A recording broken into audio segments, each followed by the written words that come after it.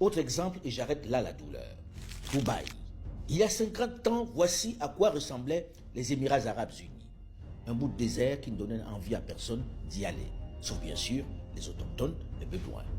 Le plus important immeuble ici était celui-là.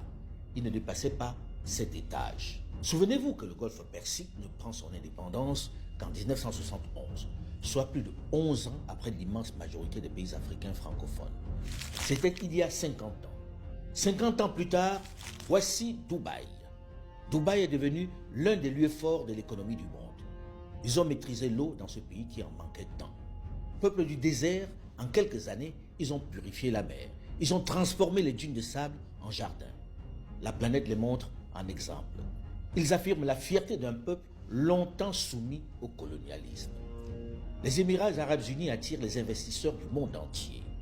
Pendant ce temps, regardez la Guinée avec ses énormes richesses minières, son potentiel hydraulique qui continue pourtant de vivre dans le noir, sans électricité.